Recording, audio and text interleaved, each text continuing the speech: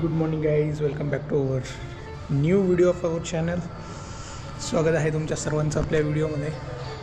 आज आहे फ्रायडे आणि आज आहे आपली एक्सरसाइज लेग्स आणि शोल्डर.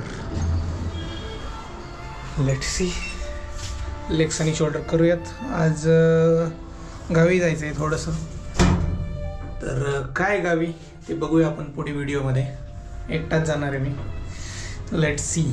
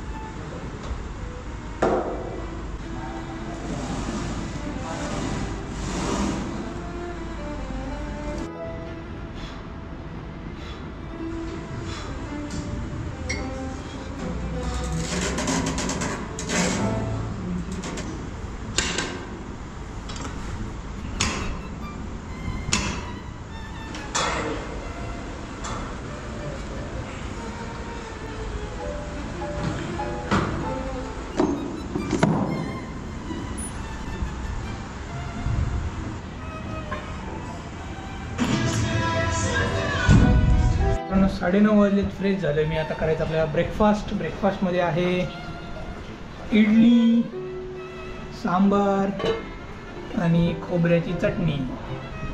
चला आता ब्रेकफास्ट करूया.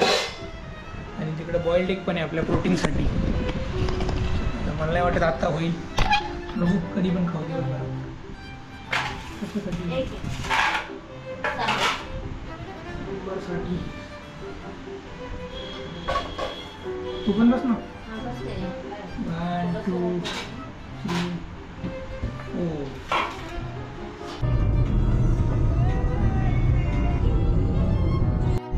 गाईज, मी जसं सकाळी सांगितलं की आपल्याला आज गावी जायचं आहे, तर त्याचं रिझन मी सांगतो की मागच्या ब्लॉगमध्ये बघितलं असेल, गावी गेलो होतो तेव्हा आपलं थोडं फ्युचर प्लॅनिंग करायचं होतं. तर ते एक तळं होतं पाण्याचं, तिथं झाडं खूप असं हे झालं होतं किचकट. तर ती साफसफाई केली काल. तर फादर गेले तिकडं. आता मी चाललो आहे, कारण आज थोडंसं आपल्याला ते उकरायचं आहे, खोल करायचं आहे. आणि त्याला अल्टरनेटिव्ह असं आहे की बाबा शेजारीच एक विहीर केली तर काय होईल, हे आज डिसाईड करायचं आहे. म्हणजे ते उकरायला थोडंसं अवघड आहे, खाली असा काळा खडक आहे. तर त्याच्याऐवजी आपण शेजारीच विहीर केली तर त्यातलं पाणी इकडे येऊ शकतं का, हा प्रश्न आहे. तर बघू आता गेल्यावर काय डिसिजन होतं आहे. दाखवतो तुम्हाला कशी साफसफाई वगैरे केली, किती पाणी आपलं.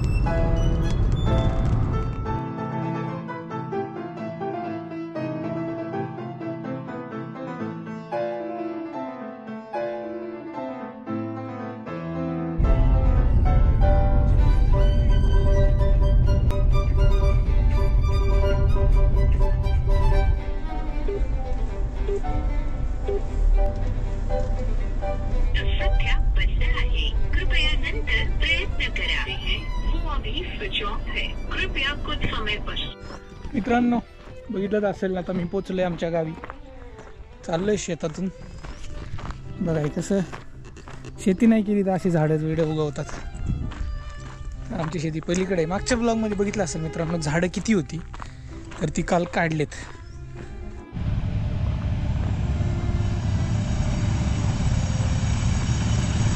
मित्रांनो, शेजारी इथं विहिरीचं काम चाललंय. आवाज येईल का नाही माहीत नाही मला.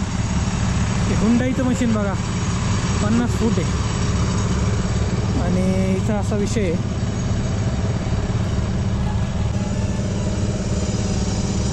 तरी सगळी झाडं वगैरे काढलेत, इकडं टाकलेत वरती.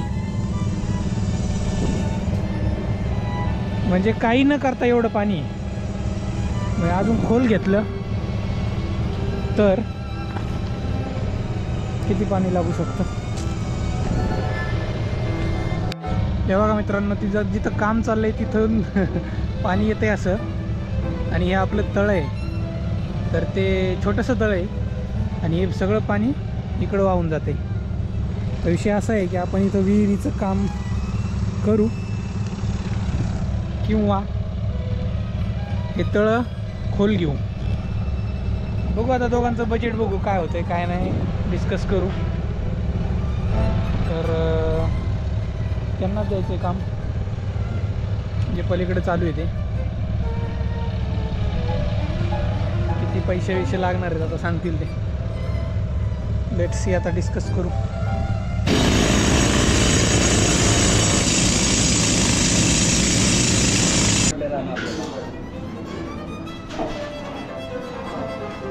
आणि 5-6 सारे आपल्याला आपलं तर टाकायचे म्हणजे या मग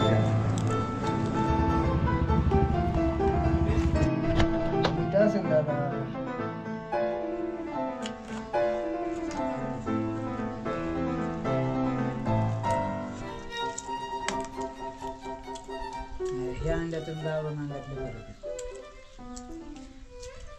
बघ दिसायला मोठी तशी. गावरान अंडी अशी सोलत पण नाही हे दिसायला कसं दिसते ते.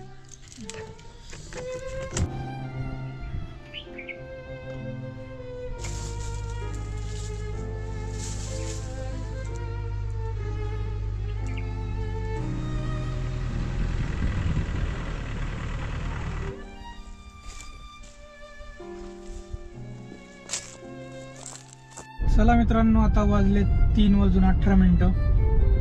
तर मी निघाले पुण्याला आणि मागे बघत असाल तर एवढं सामान घेतले. ज्वारी आणि गहू 25-25 किलो. तर ही एक चांगली गोष्ट आहे, आपल्याला गावावरून सगळं मिळतंय चांगलं सेंद्रिय organic, so called organic food ज्याचा ट्रेंड आहे आजकाल, ते सगळं आम्ही गावावरून नेतो. तर जसं सांगितलं चांगली गोष्ट आहे ही. घर जवळ असल्यानं त्याचे फायदे आहेत आम्हाला, कारण एवढं घेऊन गेलो तर आम्हाला 2-3 महिने जातात आरामशीर. परत काही ना काही कामानिमित्त चक्कर होतेच. आणि अजून बरंच काय काय, लसूण वगैरे आणि मकाची कणस, अशा बऱ्याच गोष्टी आहेत. चला आता पुण्याला गेल्यावरच कंटिन्यू.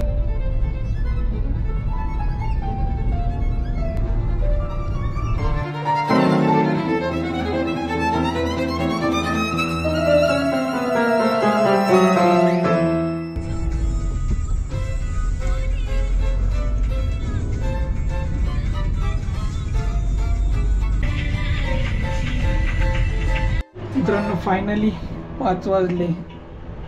बघा एवढं सामान आणलंय. पोचलोय मी पुण्यात. आता थोडासा आराम करू.